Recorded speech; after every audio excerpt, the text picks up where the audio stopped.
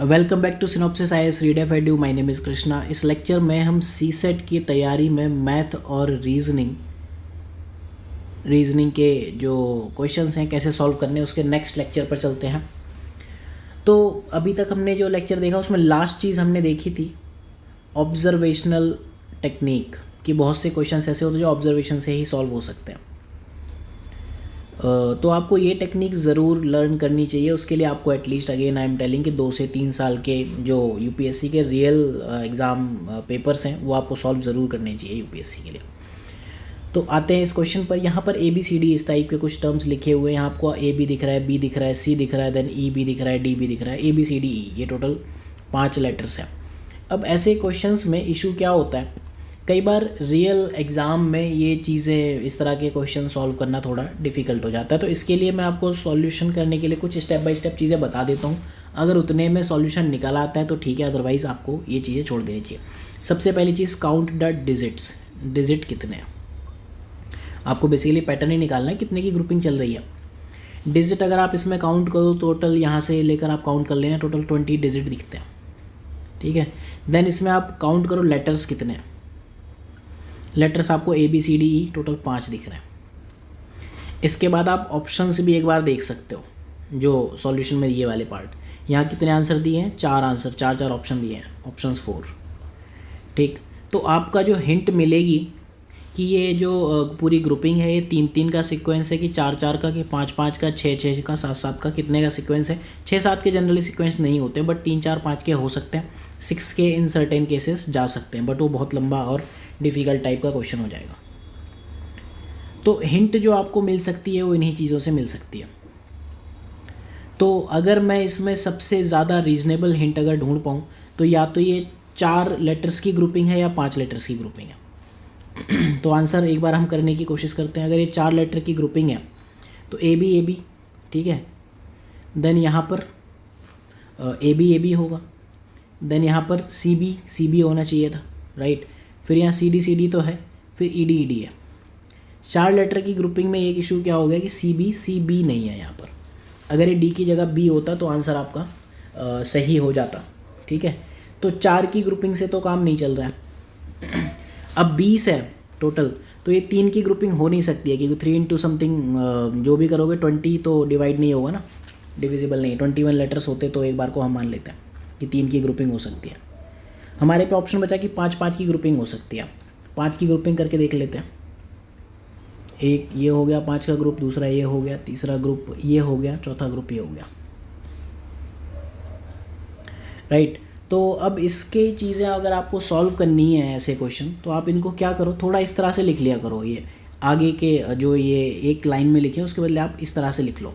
तो पहली लाइन में आप लिखोगे AB डैश, दूसरी लाइन में आप लिखोगे डैश B डैश BCB, तीसरी लाइन में आप लिखोगे डैश DCDC, चौथी लाइन में आप लिखोगे DED डैश D। तो अब अगर आप सीक्वेंस देखो, थोड़ा सा यहाँ पर कलर चेंज कर लेते हैं। यहाँ पर ABCD दिख रहा है, यहाँ B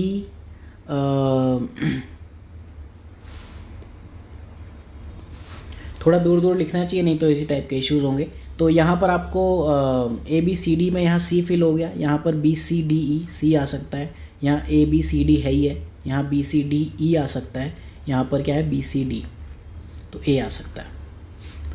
अब इसमें आपको एक चीज़ और ध्यान रखनी है कि नंबर ना यहाँ से स्टार्ट हुए थे और यहाँ बंद हो रहे हैं, मतलब ये ABC ये ऐसे चल रहा है, इसके बाद ये, इसके बाद ये, ऐसे मत कर लेना। कुछ लोग इसका आंसर इस तरह से भी ढूंढ लेते हैं कि CC and then E and then A, तो CCEA यहाँ आप आंसर ढूंढते रहोगे, गलत हो जाएगा। या हो सकता है कि एग्ज़ाम में कंफ्यूज करने के लिए ऐसे ऑप्शन दिए भी हों।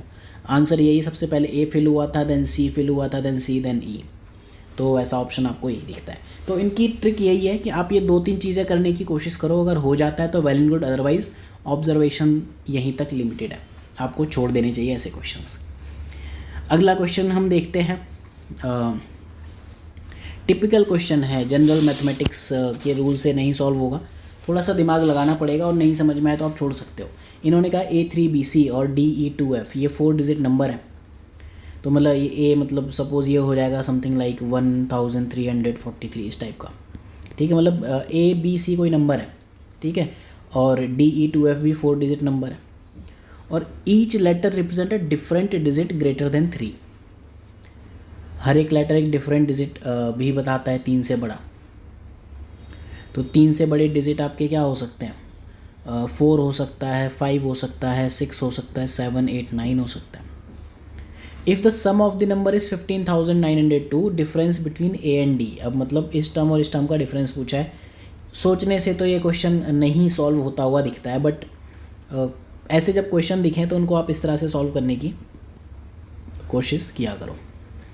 DE2F नहीं अगर समझ में आए तो छोड़ देना, राइट। इनका जो सम है वो दिख रहा है आपको 15,902, ठीक है, कहानी थोड़ी बनती हुई दिख रही है। C और F कोई ऐसे नंबर हैं कि जिनके सम में एंड में 2 आता है। तो ये या तो 1 + 1 में आ सकता था, लेकिन हमने पहले ये डिफाइन कर दिया कि नंबर ग्रेटर देन 3 है, तो 1 + 1 तो है नहीं, ठीक। अब जो नेक्स्ट नंबर ये 2 नहीं हो सकता था तो 12 हो सकता था, जिस 12 में से एक यहाँ पर कैरी, हिंदी में हासिल कहते हैं, इंग्लिश में कैरी कहते हैं, CARRY, हिंदी में हासिल। हासिल एक मूवी भी है, ठीक है, हासिल लगा डाई कुछ ऐसा हम बचपन में भी गाते थे, ठीक। तो C और F इनका सम आपको दिख रहा है C + F = 12 है। 22 भी हो सकता है, लेकिन इन नंबर्स को जोड़ के आप कहीं ऐसा पहुंच नहीं रहे हो, ठीक। तो मैक्सिमम कैरी आपका यही हुआ, C + F = 12।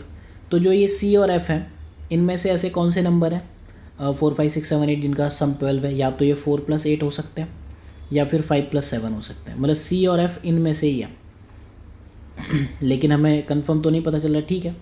अब यहाँ 1 कैरी चला गया था इधर, तो 1 + B + 2 एंड में 0। ऑब्वियस सी बात है कि ये 0 तो नहीं होगा, 10 ही होगा, एक यहाँ फिर आपका कैरी जाएगा। तो अब ऐसे 1 + B + 2 = 10, तो B = 7 आ गया। 1 + B + 2 = 10, तो B आपका 7 हो गया, ठीक है। B आपका फिक्स हो गया कि 7 है। इसका मतलब है क्योंकि नंबर डिफरेंट डिजिट हैं, ठीक, तो 5 + 7 वाला तो नहीं हो सकता। इसका मतलब C और F 4 और 8 तो फिक्स हो गए। C और F 4 और 8 है, और B आपका 7 है, तो ये भी फिक्स हो गया। अब जो ये नंबर बचे हैं A, D, E, ये नंबर 5, 6 या 9 हो सकते हैं, ठीक। देखते हैं, यहाँ से हमारा कैरी 1 यहाँ गया था, तो अगेन 1 + 3 4 होता है। अगेन ये कुछ 1 से बड़ा तो नहीं हो सकता, सॉरी 19 तो नहीं हो सकता, ऐसा कोई नंबर हमें दिखता नहीं है, ठीक है। तो 1 + 3 + E = 9। तो E की वैल्यू अगर आप देखो तो E = आपका आएगा 1 + 3 4, 4 + 9 E = आपका आएगा 5। 5 भी आपका फिक्स हो गया, और कहानी यहाँ से कोई कैरी गया भी नहीं था, 0 कैरी था, राइट। तो अब A और D की वैल्यू आपको निकालनी है। What is the difference between values of A and D? आपको ये पता है A + D = 15 है, और आपको ये भी पता है कि नंबर जो बचे हैं वो यही बचे हैं, 6 और 9। तो आपका ये वेरीफाई भी हो गया कि जो आपने ये पूरा तिकड़म भिड़ाई थी ये सब सही निकली। तो 9 और 6 15 हो गया, इनके बीच का डिफरेंस कितना होगा? 3। तो definitely this is not a easy question, लेकिन थोड़ा सा दिमाग लगाओ कि पूछना क्या चाह रहा है, किस तरह से सॉल्व कर सकते हैं। कैरी पर काफ़ी क्वेश्चंस आते हैं, तो ये कैरी और हासिल ये चीज़ भी थोड़ा सा ध्यान रखना। और ये क्वेश्चन CSET में एक बार पूछा है तो दोबारा भी पूछ ही सकता है। देन अगला क्वेश्चन, ये वो क्वेश्चन है जो आपको एग्ज़ाम में करने ज़रूर चाहिए, जो मैं कहता हूँ कि आप पहले 1 घंटे में बैठे रहो, करते रहो, और अराउंड 35-40 क्वेश्चन कर लो, वो इस तरह के क्वेश्चन होने चाहिए। तो ये बहुत ही सिंपल क्वेश्चन होना चाहिए अगर आपको पता हो। और इस तरह के 2 क्वेश्चंस पूछे हैं इसी बार, एक क्वेश्चन नंबर 17 और एक इसके जस्ट बाद पैराग्राफ से, उसके बाद क्वेश्चन नंबर 28 या 30 ऐसा कुछ पूछा है, ठीक। तो इन्होंने कहा 2 स्टेटमेंट S1 और S2 हैं, जो नीचे एक क्वेश्चन उसके बाद दिया हुआ है, फॉलोड बाय अ क्वेश्चन। ये स्टेटमेंट है, इसके बाद ये क्वेश्चन है। स्टेटमेंट ये है कि there are not more than 2 figures on any page of 51 book. 2 से ज़्यादा फिगर तो नहीं है, 51 पेज की एक बुक है, नंबर ऑफ पेजेस हैं 51 पेजेस, 2 से ज़्यादा फिगर नहीं है। और there is at least 1 figure on every page, एक फिगर मिनिमम। यहाँ कहता है कि 2 मैक्सिमम है, और यहाँ क्या है, 1 तो है ही, क्वेश्चन ये पूछता है कि are there more than 100 figures in that book. तो क्या हम ये दो इन्फॉर्मेशन से ये निकाल सकते हैं कि 100 से ज़्यादा फिगर हैं? अगर हम ये मान लें कि हर एक पेज पे दो दो फिगर हैं तो 51 इंटू 2 मतलब 102 फिगर्स हैं, आंसर सही हो गया। लेकिन हम ये मान लें कि एटलीस्ट वन है, ठीक है, मैक्सिमम 2 है, नॉट मोर देन 2, मतलब एक तो है ही। तो अगर आपका 51 इंटू 1 तो 51 हो गया। तो क्या 100 से ज़्यादा फिगर हैं? हो भी सकते हैं, नहीं भी हो सकते हैं, राइट। इन्होंने क्या कहा है कि कौन सा करेक्ट है अबव स्टेटमेंट और क्वेश्चन, इस पूरे के कॉन्टेक्स्ट में क्या सही है। इन्होंने कहा both S1 and S2 are sufficient to answer question, neither S1 S2 नहीं है, आंसर नहीं दे सकते। दोनों एलोन भी सफिशिएंट नहीं है, ना आप इससे बता पा रहे हो ना इससे बता पा रहे हो।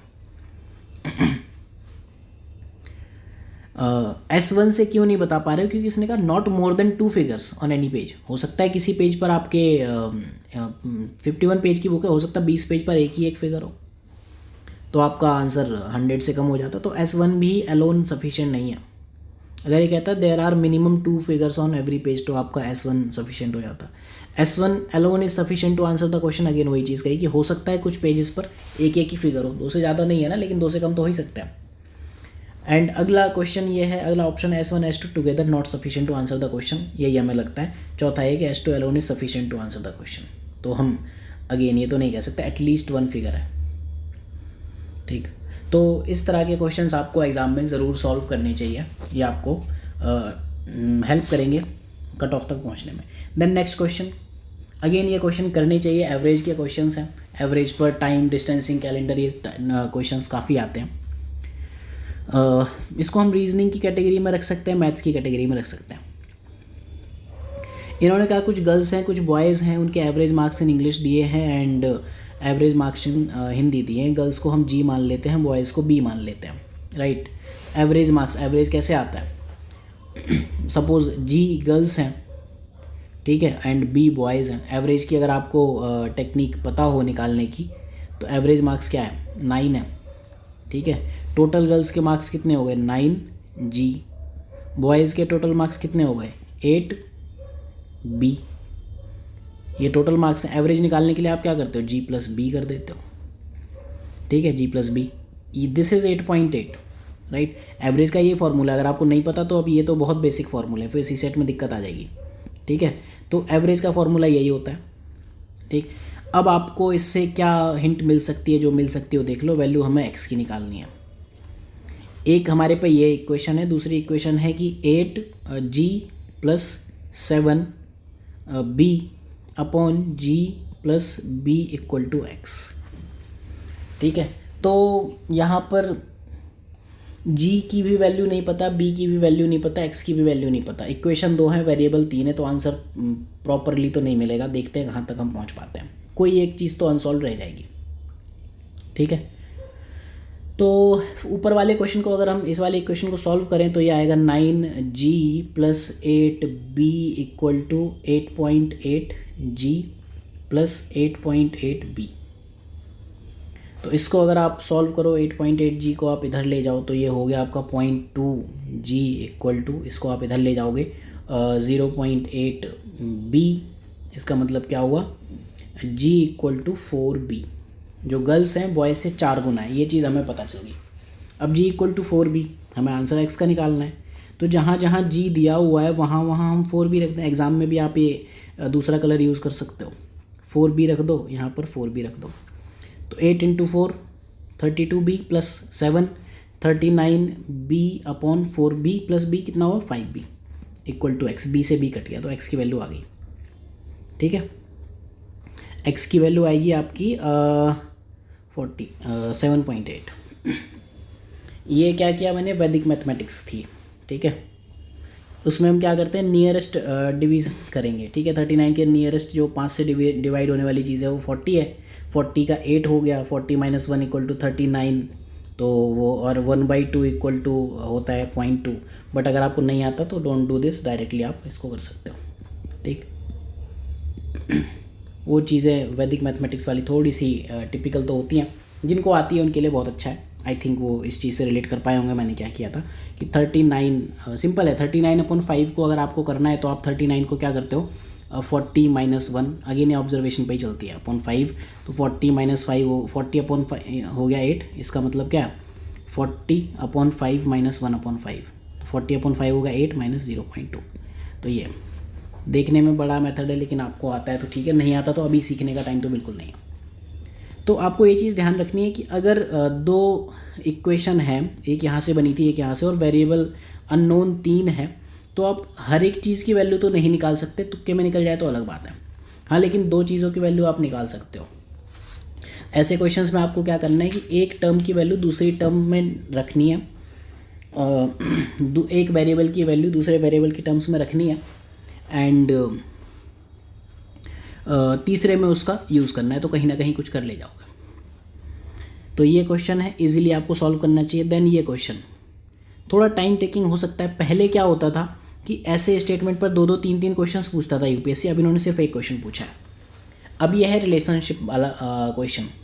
ऐसे में आपको क्या करना चाहिए, ट्री यूज़ करना चाहिए, जो मैंने पिछले लेक्चर में बताया था। G1 ये ग्रैंड पेरेंट्स, दादा दादी नाना नानी वाली जनरेशन है। देन G2 यहाँ माँ बाप, चाचा ताऊ, फूफा फूफी, बुआ जो फूफा के साथ आती हैं शादी में, फूफा जी गुस्सा हो जाते हैं। देन G3 हमारी भाई बहन वाली जनरेशन, ठीक है। सिबलिंग का इसमें जो मतलब होता है वो भाई बहन होते हैं, ये आपको ध्यान रखना चाहिए, एक लड़का और एक लड़की ज़रूर होना चाहिए।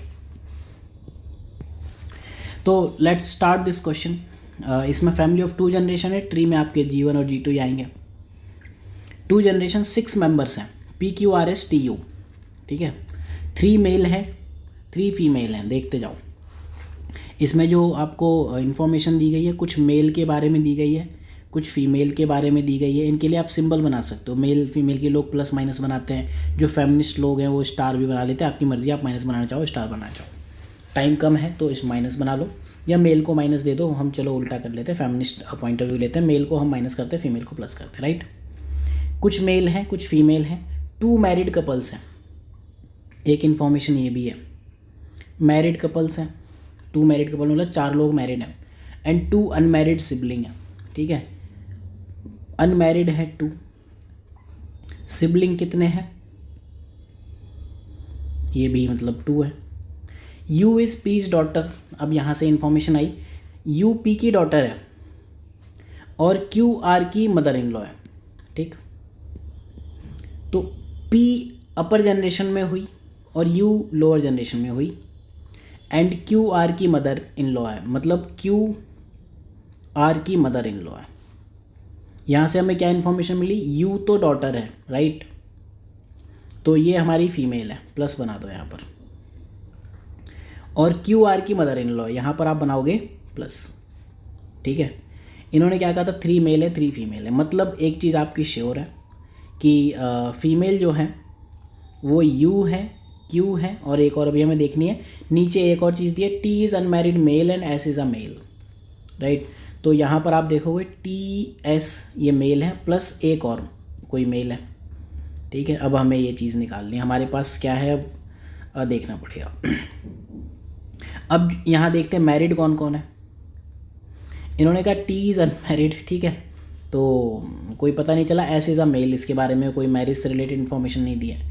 तो मैरिड में हम क्या देख सकते हैं कि आर की मदर इन लॉ, आर की कोई सास है, ठीक है, तो ऑब्वियसली आर मैरिड है, क्यू ये किसी की सास है तो ऑब्वियसली इसके बच्चे ये मैरिड होगी, एंड पी इसकी डॉटर है यू, तो ये भी मैरिड हुआ।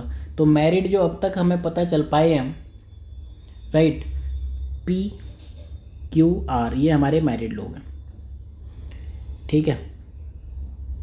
हमने कुछ कुछ इन्फॉर्मेशन निकाली, जनरेशन हमने देख ली, पी क्यू यू आर के बारे में पता चला। जो हमें नहीं पता चला अब तक वो नहीं पता चला टी और एस के बारे में। टी और एस का हमें नहीं पता ये G1 के हैं या G2 के हैं, तो टी और एस का हम एज्यूम कर सकते हैं कि either they will be of G1 और they will be of G2। तो हम एक एक बार रख के देख लेंगे, एक अलग कलर से आपको लिखना चाहिए जो मिट जाए, और प्रेफरेबली इसको आप पेंसिल रखो, ठीक है। टी एस और टी एस दोनों जगह रख के देख लो। अब कंडीशन इन्होंने ये दी है कि 2 अनमैरिड सिबलिंग है, और टी भी मेल है और एस भी मेल है, राइट। तो अनमैरिड सिबलिंग कैसे हो जाएंगे ये आप देखो, अनमैरिड सिबलिंग कंडीशन वॉयलेट हो जाती है, ठीक है। टी और एस दोनों मेल हैं तो ये अनमैरिड सिबलिंग नहीं हो सकते क्योंकि एक फीमेल होनी चाहिए थी, ठीक है। पी ऑलरेडी मैरिड है, क्यू ऑलरेडी मैरिड है, राइट। तो अगर आप यहाँ से आइडिया लगाओ तो टी और एस इस जनरेशन के तो नहीं हो सकते जीवन के, राइट। तो यहाँ से आपने ये मिटा दिया, ठीक। नेक्स्ट चीज़ पर चलते हैं। अब हम मानते हैं कि टी और एस इस जनरेशन के, ये तो हमने कंफर्म कर लिया था, ठीक है। टी और एस इस जनरेशन के हैं, पक्की बात है। अब आपको इसमें जनरेशन में देख लिए, अब आपको निकालना है इनमें से मैरिड कौन है, अनमैरिड क्या है। क्वेश्चन यही पूछा, हस्बैंड वाइफ अनमैरिड, इनके बारे में क्वेश्चन पूछा है। वापस से हम एक और कलर पे चले जाते हैं, ठीक। टी इज़ अनमैरिड मेल, जो टी है ये अनमैरिड है और मेल है, ठीक। बात बनी नहीं। अब जो बच्चे हैं जिनकी मैरिज से रिलेटेड कंडीशन आपको पता थी, यू और एस, मैरिड में पी क्यू आर की आपको कंडीशन पता है, टी की भी पता है, यू और एस बचे हैं आपके, ठीक है। अब एक चीज़ और है कि यहाँ पर एक फीमेल हो गई है तो ऑब्वियसली इस जनरेशन में तो दूसरा मेल होना ही पड़ेगा।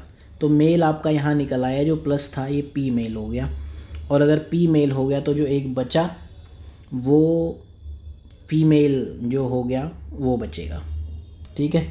यू फीमेल होंगी you Q R, you Q और ये आर, ये आपकी फ़ीमेल है, ठीक।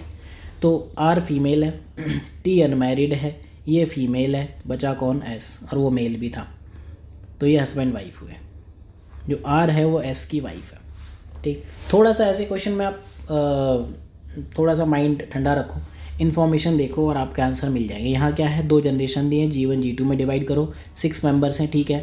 3 मेल हैं, यहाँ जो भी इन्फॉर्मेशन दी है चुपचाप लिखते जाओ जितना पता चल जाए। 3 मेल हैं, 3 फीमेल हैं, ठीक है। 2 मैरिड कपल हैं, हमने मैरिड लिख दिया। 2 अनमैरिड सिबलिंग हैं, लिख दिया, सिबलिंग 2 हैं, ठीक है।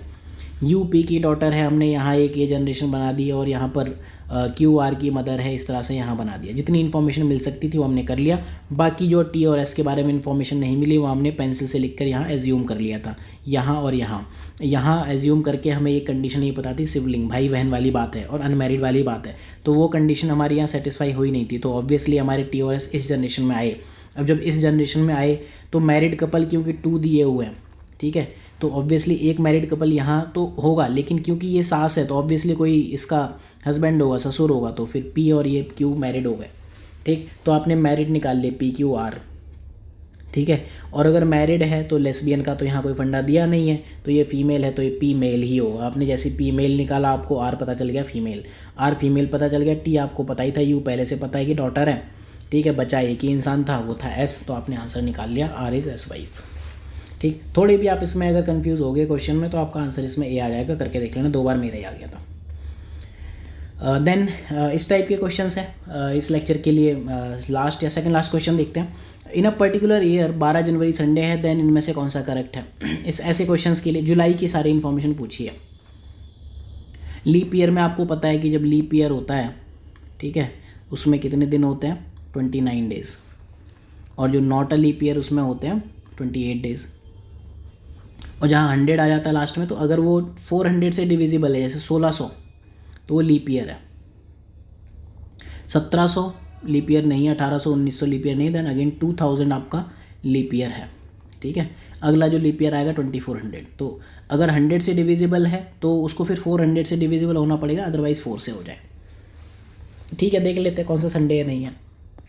12 जनवरी संडे है जुलाई में, तो आप अगर डेज देखो, जनवरी, फरवरी, मार्च, अप्रैल, मई, जून, जुलाई। जुलाई में आपको 2 दिन दिख रहे हैं, या तो 15 दिख रहे हैं या 12 दिख रहे हैं। जनवरी में 12 दिन, 12th की बात कर रहा है, 31 - 12 होता है 19, जनवरी में 19 डेज़ है। फेब में आपके 2 दिन हैं, या तो 28 है या 29 है, ठीक है। मार्च में आपके दिन कितने होते हैं आपको पता है, 31, अप्रैल में 30, मई में 31, जून में होते हैं 30।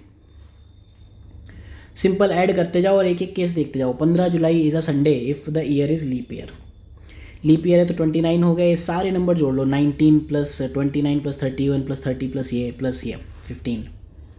आंसर आ जाएगा आपका 185।